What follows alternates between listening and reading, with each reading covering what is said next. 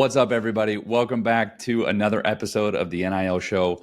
Running the episode back, running the intro back, running the guest back. We are joined by Michelle Meyer, formerly NIL coordinator at San Diego State, still currently founder of the NIL Network and newest addition to JABA AI. This is episode 23, the Jordan episode, the GOAT episode. What's good, Michelle? Welcome back. Thanks for having me. It's been a while. I think the last time we did one of these, almost 2 years ago, I want to say, yeah? It was a hot minute. It was a hot minute. Much has changed. Yeah, I would say so. Almost closing in here on year 3. Year 3. So biggest update is last time we chatted, at least according to the show, you were living in San Diego. You are no longer in sunny San Diego. Where are you at these days? Yeah, so with joining JABA, which is kind of the technology arm of Jasper Athletes with Jordan Rooney, they're based out of Pittsburgh. And so with this company being in such a startup mode, moving so quickly, I told Jordan, I want to move out and work with the team for at least 6 months to a year and see where we go from there. Because I think it's just so important with the startup mode. You know that life. We do know that life. Biggest question for me, how quickly did it take you to regret moving away from San Diego? No regrets yet, actually. I was just talking before you jumped on, Adam, about how out here I'm like, man, I just got this beautiful apartment. I would never be able to afford anything this nice in San Diego. I've got like all the amenities. I can jump in the hot tub every night at my complex. Like, I don't know. I have access to other things now besides, the ocean and beautiful picturesque cliff sides and those types of things. I love that perspective. Okay, so you talked about JABA AI startup mode. What the heck is JABA or JABA? AI? What are we going JABA. Star Wars here? So, JABA stands for Jasper Athlete Brand Assistant.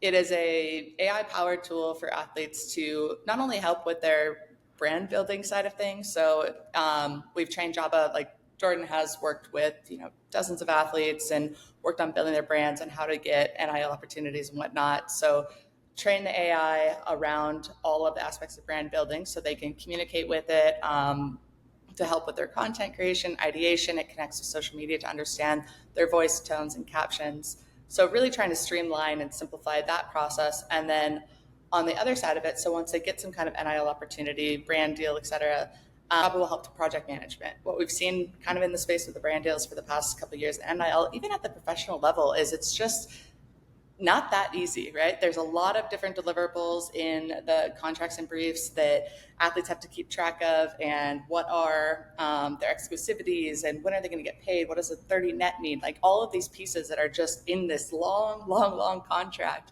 And then they end up missing deadlines or not tagging like a sponsor or brand. And I think that what JABA is able to do is to take that brief and essentially turn it into bite-sized information for the athlete and then send off like notifications. Hey, you have a post due today, or hey, like this contract conflicts with your previous one. You might want to check in, with your NIL admin if you can post wearing your jersey on campus, those types of things just to help with that whole process essentially. So part of it seems like, it's brand terms and all that kind of stuff, but the other part is almost like compliance, right? Like, hey, can you do this on campus? So it's a little bit like a chat GPT, if I may, for NIL and brand building athletes, right? Yeah, and it's meant like for the compliance side of things, like it can, let's say if an athlete uploads a photo or even after they post to say, hey, like we noticed that you're wearing the logos of your school in this post. You probably want to check in with your NIL admin if you're able to wear those, because as especially now we're moving into admins having more, hands-on with their athletes. I think there's going to be a lot more co-branded partnerships, sponsorships with like the corporate sponsors of the school. So athletes potentially could use that, right? But it's still, I think, a really confusing space in terms of the permissibilities. So it'll help with that side of things. I was lucky enough to get a couple inside looks at JABA when I was still at Kansas, looking at it from that lens. And I told Jordan, I was like, yeah, this thing's pretty sick. It was still in like development mode, but I can personally vouch for it. This is not a paid advertisement on mine. So who's like, for us, our stakeholders are schools, universities, athletics departments, as well as, the athletes. And then, we have some other industry partners and things, but it's really kind of bridging the gap between the two of them. And our sales cycle kind of starts with the schools. Hey, this is what we can offer you. And then bridges then out to the athletes as a part of that kind of co-license piece. Who's like your end customers? Is it schools? Is it the athletes? Is it brands? So it'll be B2B partnerships with schools that then through that kind of like license model, they provide access to the app for athletes. On the school side for the admins as well, we have built out, and this is why it goes to the schools instead of directly to the athletes. There's kind of like an admin dashboard that can help them oversee kind of this whole process again as they're coming more in-house and are looking at identifying and I guess facilitating these opportunities, which I think is a whole another conversation. But so there's an admin side of it as well. Athletes can directly kind of message admins for help or ask them questions around the NIL policies and things like that. So directly to schools. And then also, which I'm really excited about, is we're having some early conversations with some of these emerging leagues. And so that would look like at the professional level. So partnering with leagues or franchises or teams to then again provide access for their athletes to help manage all their brand partnerships and whatnot. So those are actually major kind of verticals right now. Nice. Well, I'm not going to lie. Part of the reason why I wanted to bring you back on the show is to get into some of the nitty gritty, some of the spiciness of the industry as of late.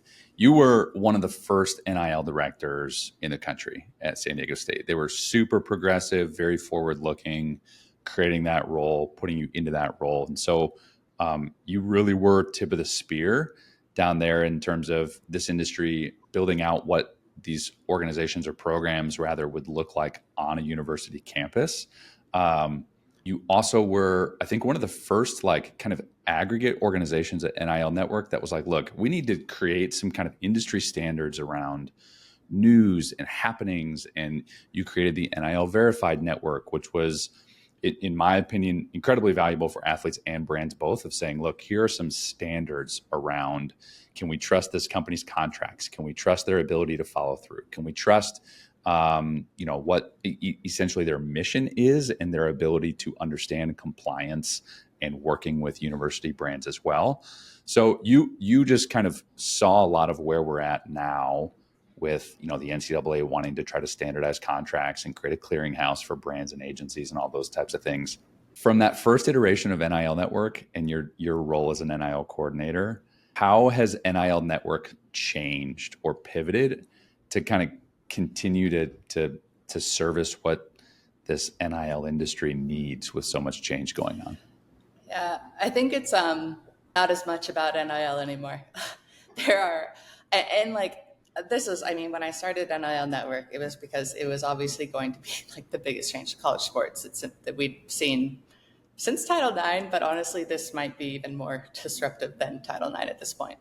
But I don't think it necessarily, I didn't anticipate it going exactly in this direction that it has gone.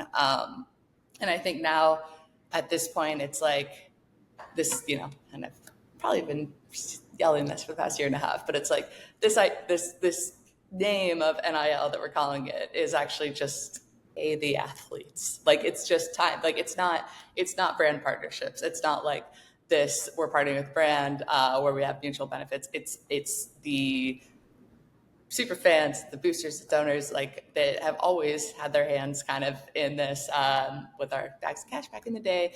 But like, what's the bottom line of that? It's like, obviously the athletes have value to their schools and programs because the fans want them there. So like, pay them. But like, it's and what we see now, we're getting closer and closer to a revenue share model. We've had, all these lawsuits around employee status and whatnot. Like, it is just chaos. So it's not really about NIL in like that traditional sense anymore. It's like a very much overarching, just what is it going to look like? And I think that that's a very interesting place to be. I mean, for a lot of these, I mean, just the schools in general, like what is it going to look like in 3 months? I mean, when NIL quote unquote comes in-house, where admins are able to identify and facilitate deals, like that did seem like a big deal about a month ago. But now, like with how the house cases came, it's like, I don't even know what 3 months, 6 months, 1 year down the road, will, you know, the SEC, the Big Ten just totally break out. What's this Super League for football potentially going to look like? Like, it's just so much above, you know, our go partner with the local pizza place, like, and get a free slice of pizza for putting on your Instagram story, which I'm so excited about as like an Olympic sport coach, and like with my love of volleyball and whatnot. It's like that is completely to the wayside now. Which, yes, these problems need to be solved. But holy moly, it's a lot.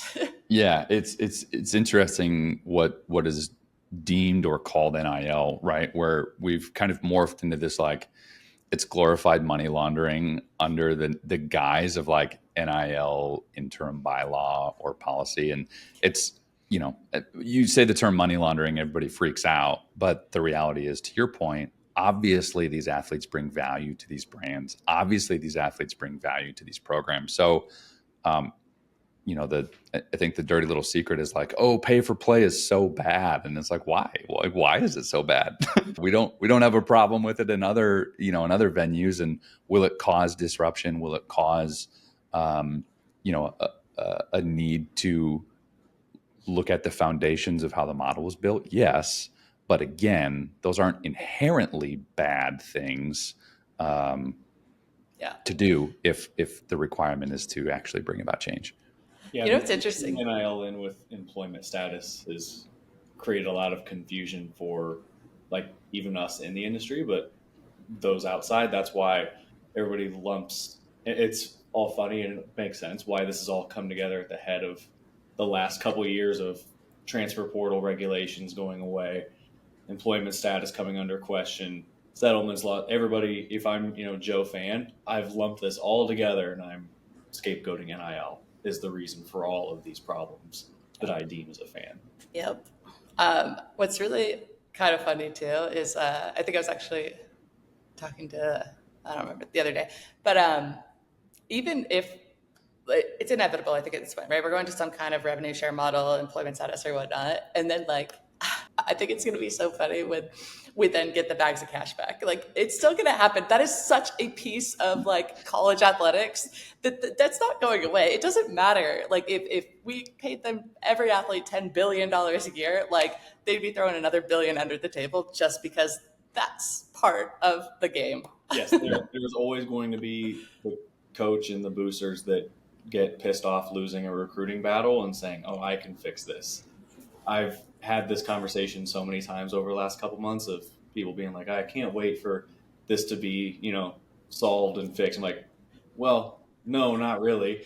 It's not going to, it's going to be a Band-Aid. Sure. But we're all just going to revert back to whatever the status quo is, whatever everybody else is doing. You're always going to be looking for that competitive edge. And, you know, you see this in the pros, right? You put salary taxes. The MLB puts a luxury tax on, you know, on teams if they go up and above the salary cap.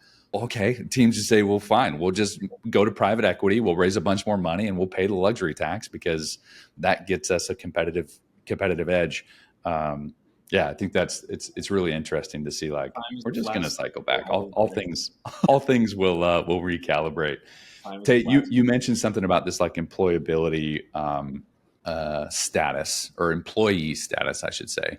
I'm curious, Michelle, in your conversations and with the stuff you do at NIL Network, yes or no on athletes being deemed employees? What's your thoughts? Not will it happen? Should it happen? And is it good for the athletes? Should it happen, I think, is a harder question than I think, is it good for the athletes? I still, like, gosh, there's so much noise out there, of course, around all of this. But I look at, I mean, a lot of, like, from the Olympic sport athlete perspective, or, you know, the athletes that aren't in that 0.01% top, it's going to be close, I'd say, compared to a lot of the kind of benefits that they are currently accessing. I think it's going to make things a lot more kind of complicated. Let's say, like, instead of their scholarship or whatnot, they are getting a salary that is kind of that amount of their scholarship and whatever other kind of perks or whatnot in there. It's like, for example, when I coached at University of Hawaii, a girl would come to me and be like, "Oh, I left my or I lost my shoes, or I left them over here, or whatever." And it's like, okay, go see Tots down at the equipment room and like see if they have your size, and if not, like I'll put in an order to ASICS and we'll get you a new pair of shoes.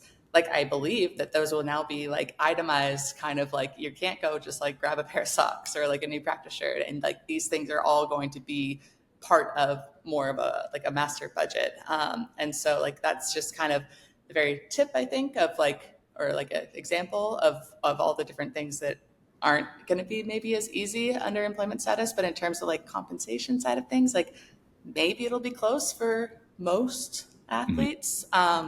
It's interesting to me too that like I feel that a lot, at least with public schools, right, like all of the numbers are public in terms of their budget and the spend and whatnot. Like, how come somebody really smart hasn't crunched all these numbers and given some real like data around what this looks like? Like, I don't understand how that hasn't happened yet. I certainly can't do it. I'm not smart enough. I don't know how to crunch the spreadsheets like that, but like those numbers are out there. And I think that would just help with putting some real context over what this would look like. And like, why doesn't that exist? I don't know. Yeah. So here's a call out to any CPA or data whiz with some extra free time on your hands. Go pull those numbers, pull the budget numbers. They're all public. They're all their tax filings are public, and report back. Hit us up on the DMs when you have the numbers of what this actually should look like, instead of these arbitrary percentages of what these grant rights rev shares are going to turn into.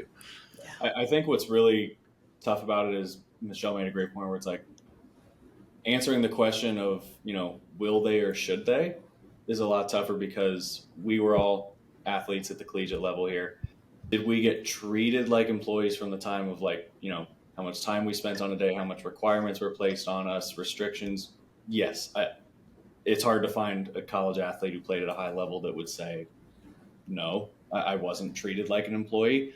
But the compensation aspect becomes drastically different when we're talking about a, mid-major baseball player like myself versus an SEC football player or a Big Ten basketball player. Where would that be worth it to me is an entirely different question than would that be worth it for a UConn women's basketball player or an SEC running back. So for so long, we've been able to get away with, let's group all these sports together and govern them the same way.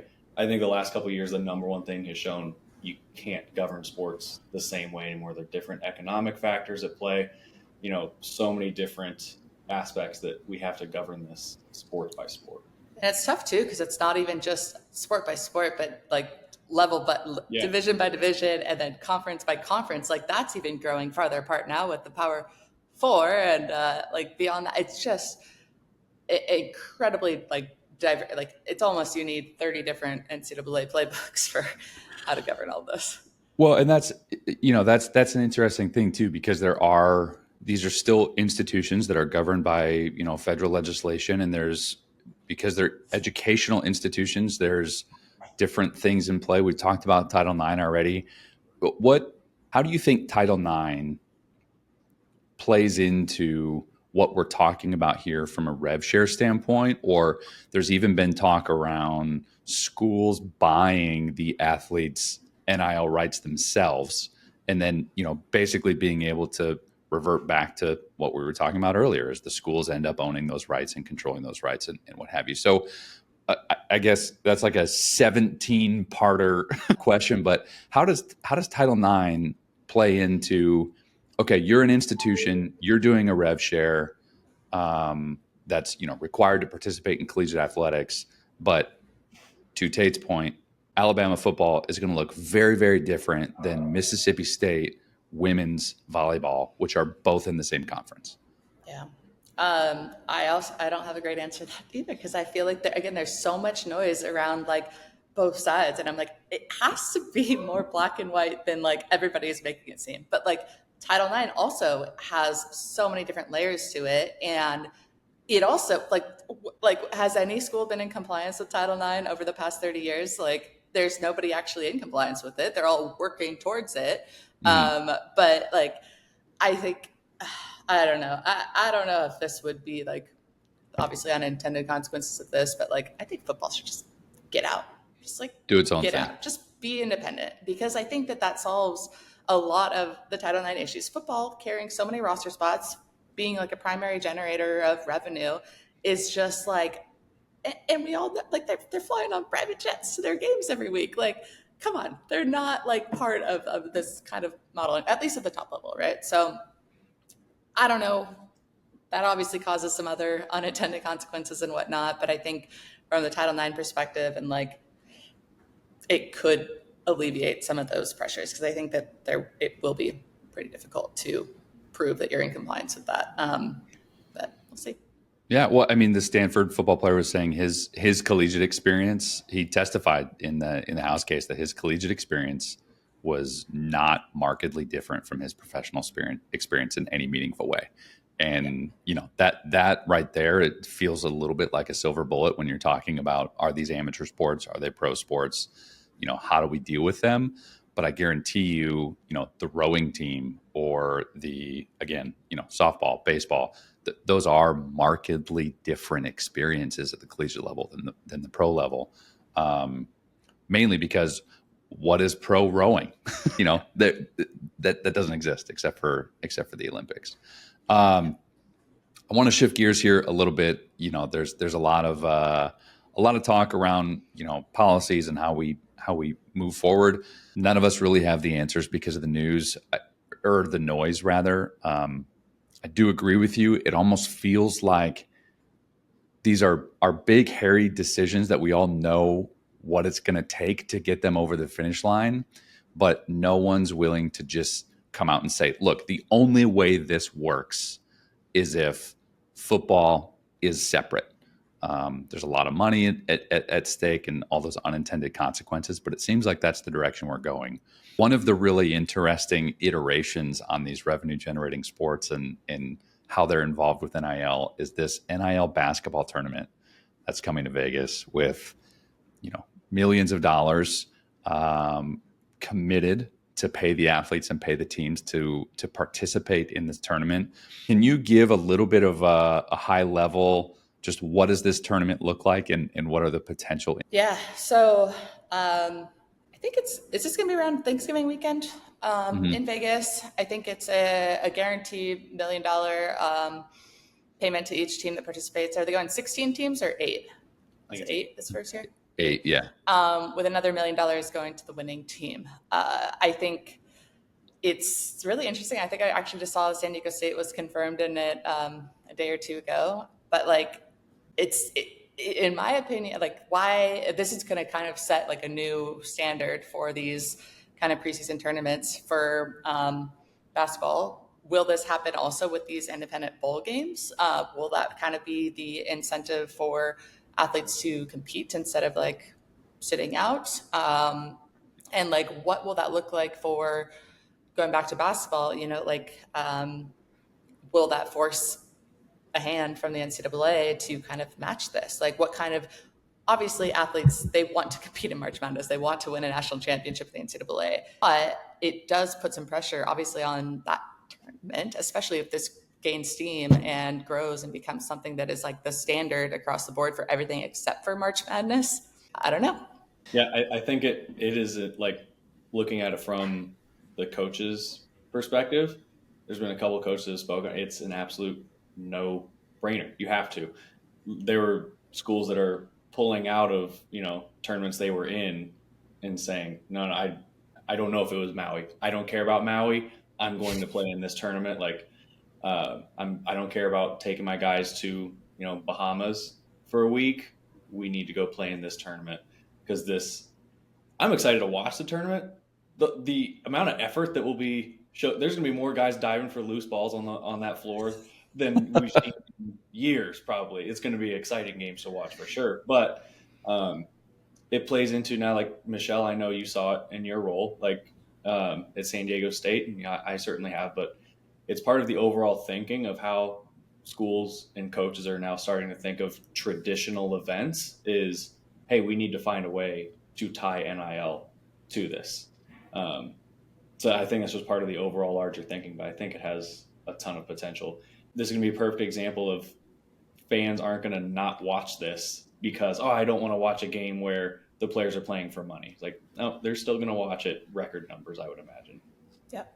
I think it's interesting where the money is coming from too. I don't know if anybody's dived into that too much, but there's a little bit of like a la live golf PGA feelings coming around here, which, if anything else, it's very interesting to see other entities and parties that are interested in what the monetary value of a college sports property is. We've seen all of the things that are going on with Florida State and them kind of pursuing realignment and then inviting private equity firms into some of the conversation and like ownership over what they do with their facilities and media rights and all this kind of stuff. It really is shifting, not even from like a practicality standpoint of competition and travel and NIL rights, but even from a value standpoint of who's involved in the ownership groups of these athletic departments now. There really isn't a leg to stand on anymore of like, look, we are an educational institution and we are here just to provide opportunities for education through sports. It's like, no, we're here to make a crap ton of money. And if we can do that through the vehicle of sports, we will do whatever we can to make as much money as we possibly can using that as a vehicle. I think something that's kind of a little bit scary though too is like, I think that moving into there, like with this big drastic shift, there's obviously, it's like the opportunity to do a lot of things that like schools have already wanted to do. And now they have kind of I don't want to say excuse, but like a possible reason to cut sports or to downgrade them to the club level. We've already seen a couple different athletic departments that have made big cuts to their staffing. As I was saying, we're you, Texas A&M. Yeah. And so like that piece of it really, really is a little bit scary. I think even like looking at, when Charlie Baker put out his proposal for this kind of like Super League conference last November, and then like that next week we saw LMU cut like a bunch of programs, and they like the initial headline was like because of NIL, and now they've changed it to be like, oh, like we're just da-da-da. But it's like if they have got to do, this revenue share to fit into the Super League or essentially become not relevant, how do they make that work within their department? And like cutting programs or staff positions seems to be the first place that they're going right now. Now it probably should be coming from those salaries that are a little bloated at the top, but we all know that that's not going to happen. So it's that's a little frustrating as well. Well, and as the NCAA moved towards trying to like standardize some of this stuff, we saw Teamworks landed the RFP about kind of being the clearinghouse for contracts, brands, and agents to standardize what these brand deals look like, standardize who's able to participate in the ecosystem. To you, when you see that happen and them actually putting pen to paper on some of these ideas and some of these deals, what does that signal to you, if anything, about what athletic directors need to be kind of looking out for over the next 9 to 12 months? Well, I think with like the contracts piece, like trying to make a standardized contract, we'll see how that goes. Every lawyer I've talked to says that's not going to work but also lawyers have a very, that's their job. So they shouldn't want it to work. Vested interest in making sure they can do those billable hours reviewing all these unique contracts. Exactly. I will say from my experience with NIL Verified, I think and they're doing a voluntary, registration. Now, I think that like what I learned from running NIL Verified is that companies that benefit from like basically that can take in as many athletes as possible. So like marketplaces that benefit from having it marketed out there that they are NIL verified because whatever athlete sees them, like that's, can come in here versus the the actual ones that you really want in a registration system like that are more of those who are working hands-on with the athletes. So the agents, the financial advisors, like those type of individuals, but they are hand selecting who they want to work with. So like the incentive to register into a database like that is like almost non-existent.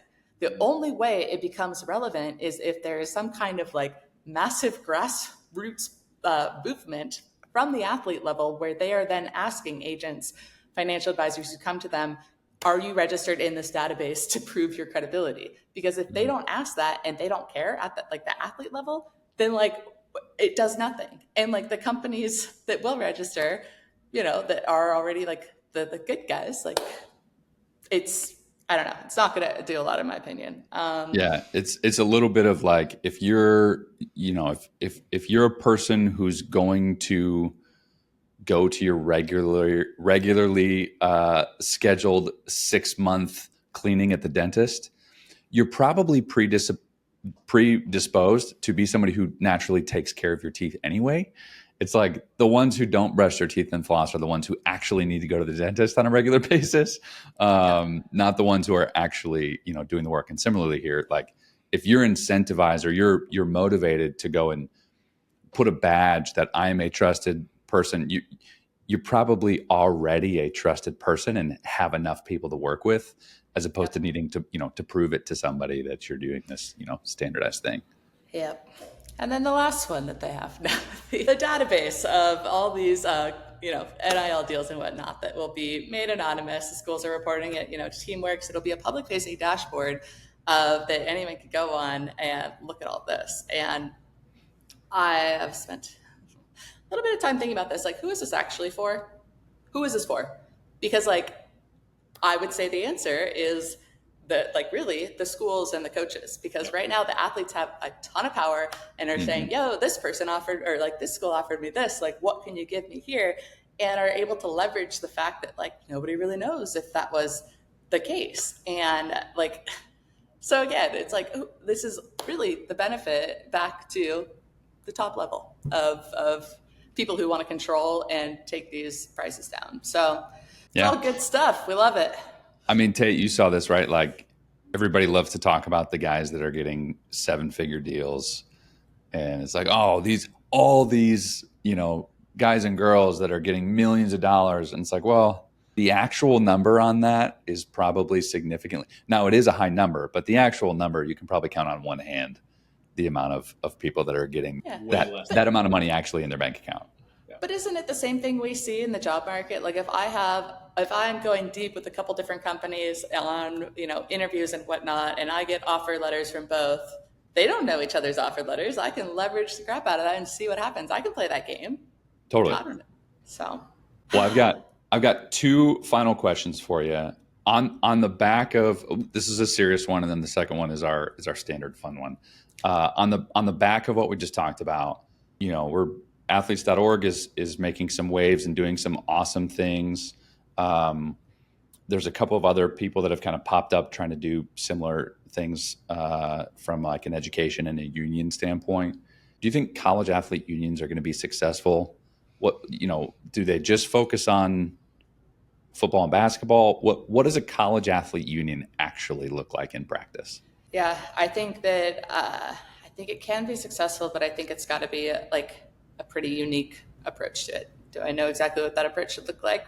No, but I think that like in almost the same way that when a lot of these, like we saw these NIL agencies pop up, right? And they're all approaching it exactly the same as you would at the professional level, like one-on-one type representation, trying to go out. It's like, and partner one with a brand, but the deal amount would be like $1,000. So the agent's like, I made $100 this month. Woo! Like you can't, like, you have to approach this space in such a unique way, like with a whole different mindset that anything has happened at the professional level. So I believe that there is a way, and it's probably the smart people will figure it out. I think, like you said, athletes.org is a lot of those smart people in the same room. So I think that they'll probably have an interesting model to put forward. But it's hard because there's so much turnover. And like we said before, it's also the different divisions, the different conferences, the different states. Like it is just a wild world. Yeah. I mean, when you talk about professional athletics as a whole, we'll talk maybe the top 5, if you want to call it 6 pro leagues in the country. You're talking about maybe a couple thousand athletes total. When you divide that down by sport and actual governing body of who's responsible for governing those athletes, it's even less. When you're talking about college athletics, you're talking about at the Division I level, 180,000 student athletes alone. So it's just a completely material difference in form and function, which is, now we're circling back to your original point of football, basketball, probably just need to do something completely different. Yeah. All right. Last question for you. My favorite question of the pod. Michelle Meyer today, the Philly Michelle Meyer. Oh yeah, that's right. Pittsburgh. Excuse me. The Pittsburgh Michelle Meyer. What's your dream restaurant NIL deal? If you could sign a deal today, what would it be? With a Pittsburgh restaurant? It doesn't have to be Pittsburgh. I'm saying this isn't,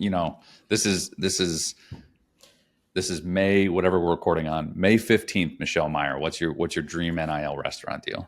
Okay, so it won't just be one restaurant. It would be a tour. It would be a tour of breakfast burritos around the country, hitting all of the spots best in state. So I'd be hitting, more than 50 because obviously, we got to make it sure it's the best in state. But and then I would, have a little deal with each of those, and they would be part of this massive series to help people discover the best breakfast burritos, because I just feel like they're so underrated in so many places that people don't know how to make like a really good breakfast burrito.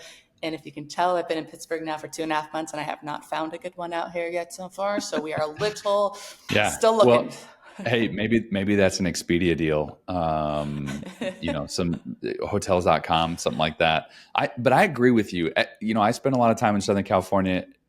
There have not been any other regions than Southern California where I have found a solid region of breakfast burrito. Tate, call me on it.